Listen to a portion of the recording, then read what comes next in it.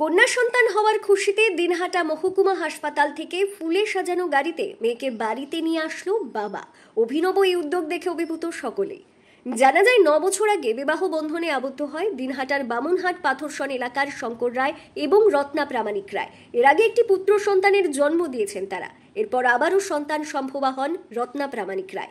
গত 11ই মে দিনহাটা মহকুমা হাসপাতালে ভর্তি করানো হয় তাকে। এরপর একটি ফুটফুটে কন্যা সন্তানের জন্ম দেন রত্না দেবী। আর এই কন্যা সন্তান হওয়ার আনন্দে আত্মহারা শঙ্কর রায় সদ্যজাত মেয়েকে নিয়ে বাড়িতে ফিরলেন আনন্দে। সেই আনন্দে ফুলের গাড়ি সাজিয়ে মেয়েকে বাড়িতে নিয়ে গেলেন তিনি। অভিনব এই চিন্তা ভাবনা দেখে মুগ্ধ সকলেই। শঙ্কর রায় জানান, কন্যা সন্তান হওয়ায় তিনি খুবই খুশি, তাই ফুলে সাজানো গাড়িতে করে তার কন্যা সন্তানকে বাড়ির উদ্দেশ্যে নিয়ে যাচ্ছেন তিনি। শঙ্কর রায়ের এই ধরনের অভিনব উদ্যোগকে সাধুবাদ জানিয়েছেন অনেকেই। বিগত দিনে দেখা গেছে কন্যা সন্তান হওয়ার কারণে বহু পরিবারে অশান্তি দেখা যেত। বর্তমান সময়ে সেটা নেই বললেই চলে। আমাদের দেশে বর্তমানে নারী পুরুষের সমান অধিকার।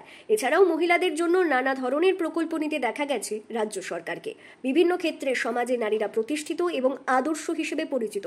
এমতো অবস্থায় কন্যা সন্তানের জন্য এই উদ্যোগ সমাজের পক্ষেও প্রশংসনীয়। শঙ্কর রায়ের প্রতিবেশী স্থানীয় বাসিন্দা মিঠুন অধিকারী বলেন, এই ধরনের উদ্যোগ সত্যিই প্রশংসনীয়। এর ফলে সমাজে একটি সুন্দর বার্তা যাবে। কারণ অনেক সময় দেখা যেত পরিবারে কন্যা সন্তান আসলে অনেকেই অভিমান করতেন। আবার এমনও দেখা গেছে কন্যা সন্তান হওয়ার ফলে অনেকের পরিবার ভেঙে গেছে। শঙ্করের এই ধরনের উদ্যোগকে সাধুবাদ জানাই আমরা। তিনি এও বলেন, এরপর থেকে যেই পরিবারেই কন্যা সন্তান আসুক তাকে যেন এইভাবেই গ্রহণ করা হয়। গেলাম হসপিটাল থেকে এক গাড়ি ফুল দিয়ে সাজিয়ে নিয়ে যাচ্ছেন, কি ব্যাপারটা দাদা? ওই যে আমার খুশি খবর, আমার কন্যা সন্তান হচ্ছে, যার কারণেই ফুল দিয়ে সাজানো। খুশিতে কারণে আমাদের বাড়ি মহাখালা। আমার নাম শঙ্কর রায়। পেশেন্টের নাম কি? রত্না প্রামাণিক রায়।